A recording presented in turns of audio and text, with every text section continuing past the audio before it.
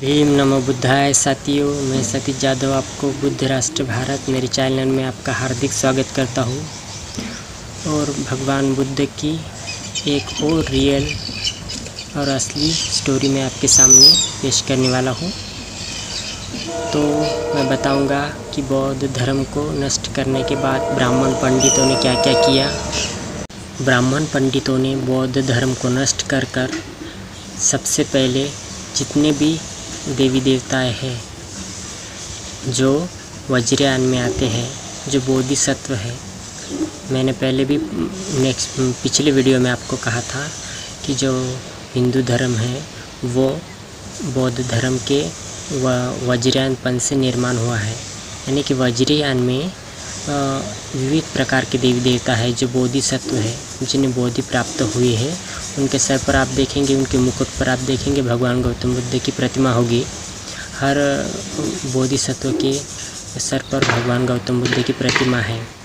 आप देख सकते हैं चीन में भी अभी भी यही है, मूर्तियाँ जो निकलती है खुदाई में, वहाँ पर बोधिसत्व की हज़ारों ऐसे प्रतिमाएं निकलती है जिसमें बहुत सारे हाथ होते हैं भगवान गौतम बुद्ध को, या बोधिसत्व तारा, बोधिसत्व मंदुश्री, यानी अभी कह सकते हैं दुर्गा या काली। तो उनके सर पर भगवान गौतम बुद्ध के प्रतिमा दिखाई देती है, मूर्ति दिखाई देती है आपको। तो फिर ब्राह्मणों ने वज्रयान का उपयोग करके देवी देवताओं को, भगवान बुद्ध की मूर्तियों को देवी देवताओं में कन्वर्ट किया, यानी उनको देवी देवताओं में रूपांतरित किया। इसी वैसा आकार दिया गया मूर्तियों को कि वो देवी देवताएं लगे। भी शातिर या कितना भी दिमाग लगा दिया जाए, फिर भी इंसान कोई ना कोई चूक करता ही है। गलती करने वाला कोई ना कोई चूक करता ही है। तो उन्होंने बौद्ध धर्म को नष्ट कर अपना धर्म स्थापित किया। पहले वैदिक धर्म था, उससे वैदिक धर्म के कर्म कांडों पर भगवान गौतम बुद्ध ने बहुत टीका की गई है। पशु हत्या, बाल विवाह या सती प्रथा, ये सब उस ज़माने में वैदिक धर्म में थी। इससे दूर बचने के लिए ही के लोगों ने बौद्ध धर्म स्वीकारा था, जो समता, समानता और बंधुत्वता का प्रतीक है। तो ऐसा वज्रयान का उपयोग करके, वज्रयान पंथ का जो बौद्ध पंथ है उसका उपयोग कर देवी देवताओं का निर्माण किया गया, मूर्तियों को अलग आकार दिया गया और उसे हिंदू देवी देवताओं में कन्वर्ट किया। फिर उन्होंने ये रामायण में लिखा है कि सीता माता को श्रीलंका में से लाने के लिए या राम जी को वहाँ पर जाने के लिए भगवान राम को राम सेतु बनाया गया था। लेकिन ये बात भी मैं कहता हूँ कि पूरी तरह से झूठ है, क्योंकि सम्राट अशोक ने जब बौद्ध धर्म स्वीकारा था तो उन्होंने बौद्ध धर्म का प्रसार करने के लिए अपनी बेटी संघमित्रा को जाने के लिए ये श्रीलंका के तरफ, जो अपने साउथ इंडिया का भाग है, वहाँ से लेकर श्रीलंका तक उन्होंने एक पुल बनाया था, एक बांध बनाया था, जो संघमित्रा को जाने के लिए, बौद्ध धर्म का प्रचार श्रीलंका में पहुंचने के लिए उन्होंने वो बांध बनाया था, पत्थरों से बनाया था। क्योंकि आप सब जानते हैं कि बौद्ध धर्म का प्रचार करने के लिए सम्राट अशोक ने कितने शिलालेख, कितने बौद्ध स्तूप, 84,000 स्तूप और बौद्ध गुफाएं उन्होंने बनाई है।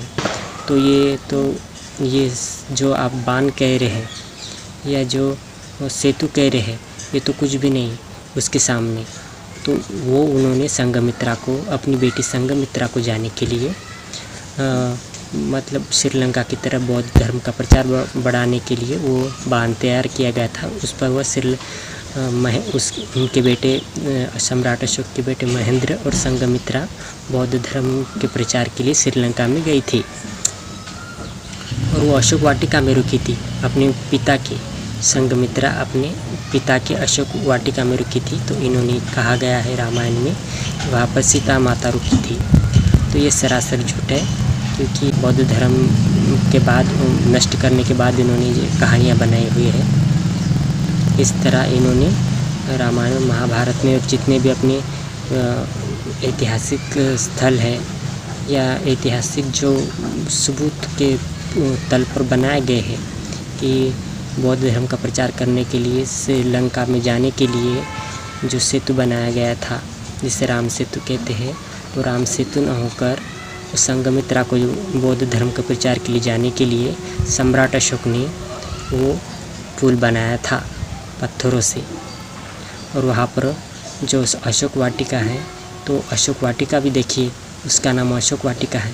तो क्या 5000 साल पहले अशोक वाटिका नाम कैसे हो सकता है? ये तो नाम 2500 साल पहले का था। ये भी आप सोच सकते हैं, ये सोचने की बात है। तो आदमी कितना भी चालाकी से काम करे, वो पकड़ा ही जाता है ना, कहीं तो चूक गए, और ये साबित भी हो गया है। और धीरे धीरे सबके सामने आ रहा है, सबके सामने आ रहा है कि ये सब बौद्ध स्तूप थे, बौद्ध मंदिर थे, और जो सेतु थे, पुल थे, वो भी बौद्ध धर्मी हैं कि वहाँ पर स्पष्ट रूप से बौद्ध धर्म की चिन्ह, स्तूप या वहाँ का ही दिखाई दे रहा है। और अशोक वाटिका में सीता माता नहीं बल्कि संघमित्रा, जो सम्राट अशोक की पुत्री थी, और महेंद्र थे, वो वहाँ पर रुके थे बौद्ध धर्म का प्रचार करने के लिए श्रीलंका में। और इन्होंने रामायण में लिखा है कि सीता माता रुकी थी 14 वर्ष, लेकिन 14 वर्ष तक तो संघमित्रा ही रुकी थी बौद्ध धर्म का प्रचार करने के लिए। 14 वर्ष तक उन्होंने बौद्ध धर्म का प्रसार किया, तब जाकर श्रीलंका बुद्धमय हुआ।